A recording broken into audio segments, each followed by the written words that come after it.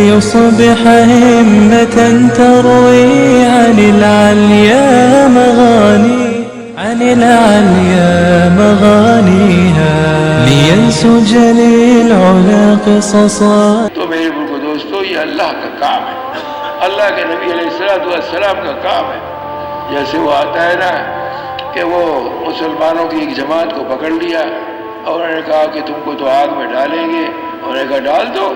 تو ایک مسلمان کو ڈالا تو جو امیر تھے ان کے، وہ رونے لگے، کہنے لگے اب تو رونے لگے، کہنے لگے رونا اس بات پہ نہیں آیا آگ میں ڈالیں گے میں موت کے ڈر سے نہیں، بلکہ موت کے ڈر سے میرے بدن کے جتنے بال ہیں اتنی جانیں ہوتی، اللہ کے نام پہ مجھے قربان کرتے رہتے، میں اللہ کے نام پہ قربان ہوتا رہتا. کہتے ایک جان.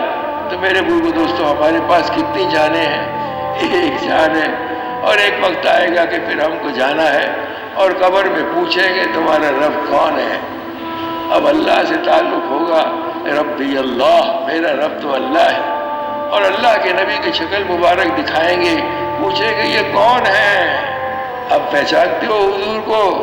آپ کی زندگی کا کچھ مشابہت ہے میرے اندر؟ آپ کی زندگی کو کچھ اختیار کیا ہے؟ تو کیسے جواب دیں گے؟ کیسے جواب دیں گے؟ اور پوچھیں گے تمہارا دین کیا ہے؟ تو 24 گھنٹے کی زندگی اللہ کے حکموں پہ، رسول اللہ صلی اللہ علیہ وسلم، گھر کی اندر کی زندگی، گھر کے باہر کی زندگی، ہمارے دفتر دکان کی زندگی، اس کے اندر دین دکھائی دے. اللہ پاک اس کی برکت سے اللہ پاک دین کے پھیلنے کا ہم کو ذریعہ بنائیں گے. ایک واقعہ سناتا ہوں، یہ ہے بھوپال کا، پہلے بھی میں نے سنایا ہے. وہ وہاں پہ ایک کمپنی تھی، وہاں سے زہریلی گیس پھیل گئی. اب ہوا میں اگر زہر ہو تو آدمی کہاں جائے؟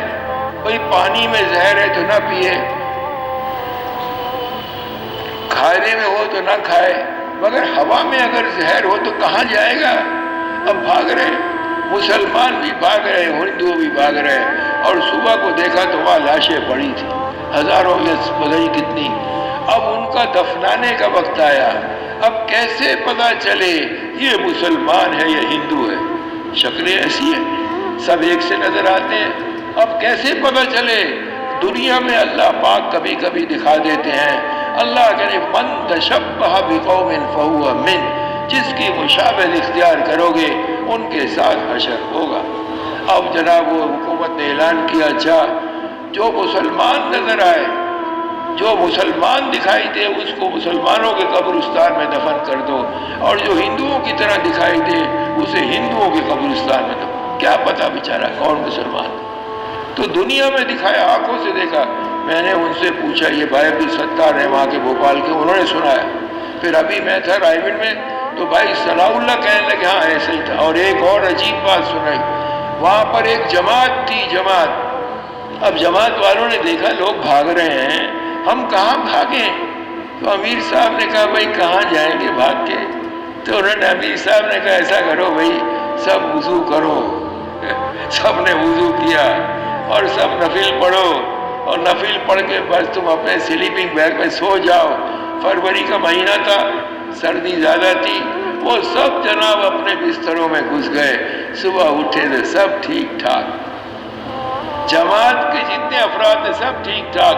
تو کہتے ہیں حکومت نے اس پہ ریسرچ کی کہ یہ کیا وجہ تھی کہ یہ اللہ نے ان کو بچایا. تو حکومت اس پہ پہنچی کہ اس زہر کے، ہوا میں جو زہر، اس سے بچنے کا ذریعہ پانی تھا، پانی. انہوں نے جو وضو کیا اور انہوں نے جو اللہ نے انہیں بچا لیا.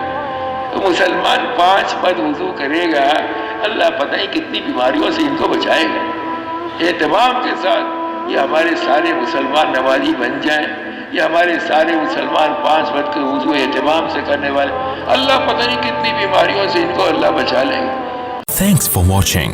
Don't forget to like, comment, share and subscribe.